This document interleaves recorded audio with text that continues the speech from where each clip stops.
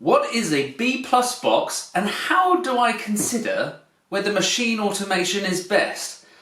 Hi, I'm Fred of littlepackaging.com. This video is dedicated particularly to the subject of e-commerce packaging because our company is purely dedicated to the manufacture of e-commerce packaging. So firstly, the first part of this question, what is a B+ box? Well, this is a B+ box. So I'm showing you an example right in front of me. You would be thinking about a B+ box if you're exploring automated packaging options. And the B+ format is an invention, it's a French invention actually, of automated packaging machinery, which means that once an order is picked, it can come to the B+ machine and actually a corrugated tray can be erected, item inserted as it's going along the machine, or order inserted along as it's going to the machine, and condensed to the appropriate height before a lid is glued on top. It's primarily used by extremely large internet retailers, particularly for multiple order items, and that for most retailers is somewhere in the region of 30 to 50% of their orders. But capital outlay can be big. The major two gains of machine automation for a big retailer will be reduction in labour and secondly uniformity. But when considering machinery automation, there are 7 things that I also think you should consider. And bear in mind, actually, when doing a spreadsheet, looking at any kind of capital expenditure, think of Dragon's Den. Generally, most of these dragons are looking for a 1.5 year return on investment. So basically, whatever they invest, they'll get their money back after a 1.5 years. And in the world of the business, generally a 3-year return on investment is the limit. You don't want to wait 25 years before you basically get your money back, is how it works. So there's 7 things just to basically consider when looking at machinery automation. Is firstly capital expenditure. Now machines like this generally can cost between £500,000 and £2 million. That's a considerable outlay.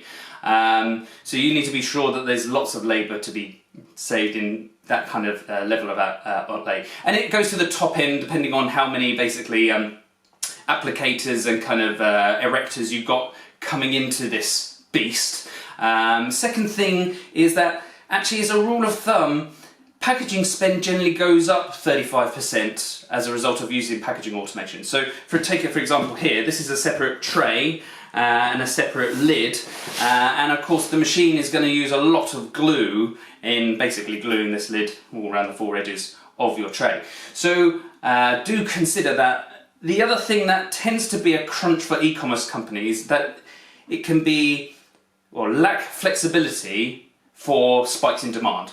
Now, I don't know many internet retailers who don't have a spike come October, November, December, the whole Black Friday fortnight it's turned out to be now Black Friday. This sale period can often mean that literally the machine can only do what it can do, and actually it just becomes a bigger and bigger backlog of orders waiting to be dispatched because you can't just make a machine go twice the speed. It just plods along doing what it does. The other thing that I would kind of say as number 4 to consider is that it's generally got limited box sizes. We see a lot of B+ boxes generally being used for things bigger than a shoebox. Like I say, it's mostly used for multiple item orders, so you wouldn't generally tend to get smaller versions. It can be challenging in terms of combining void fill. So actually a telltale sign often if something's coming in an automated package is hearing this. So that's got a number of items inside it and no void fill, so that's often a telltale sign. Number 6 is actually service and maintenance costs. Just bear in mind with a machine of this, means £500,000 to £2 million worth of investment, there's going to be considerable maintenance involved with that, with specialist engineers. And actually I don't know any internet retailer that doesn't have a dedicated mechanic, let's say, that is constantly tweaking the machine, making sure it's getting the optimum performance and consistent running. And lastly, it can limit the unboxing experience. The unboxing experience is probably, certainly since 2016, the biggest explosion of upping the game within the e-commerce sector. In that, once you have that capital outlay in machinery, generally you want to stick to that format of packaging for the entire life use of the machine. And machines generally should be able to last 20 years.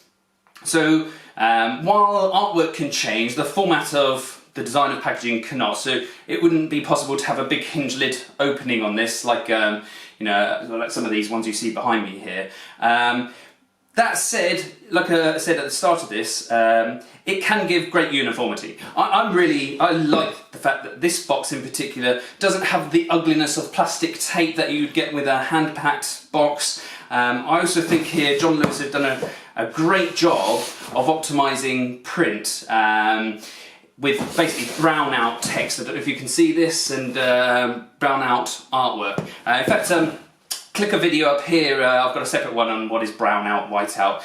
But it basically means they're creating a real impactful visual here by doing basically what is about 90–95% coverage of black ink onto the brown craft, which tends to then look out as a distance, almost like it's a gold showing through. But since ink is like the cheapest asset or cheapest commodity available to any packaging manufacturer, it's a really efficient way of getting a lot of visual impact. And meanwhile, they've actually done well in keeping cost-efficient manufacture here by having the tray unprinted. So yeah, they've done a great job of optimising the visual impact from this. But yeah, most B+ boxes will have a tear strip. Bingo, down the middle. Yeah, doesn't have to be with plastic. In terms of our ethos of eradicating plastics for e-commerce, that obviously would be something that to address. But in terms of opening the package inside, let's just try and chivvy this open in here.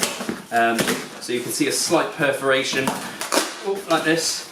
And in fact, lovely visual print inside the box here. So again, while limited to the format for unboxing experience, having this repeat branding inside really is a great effort to give as good a visual impact as possible. But yeah, like I said, it can be challenging to implement void fill with any automated solution. Hence, you could hear that when I was rattling around.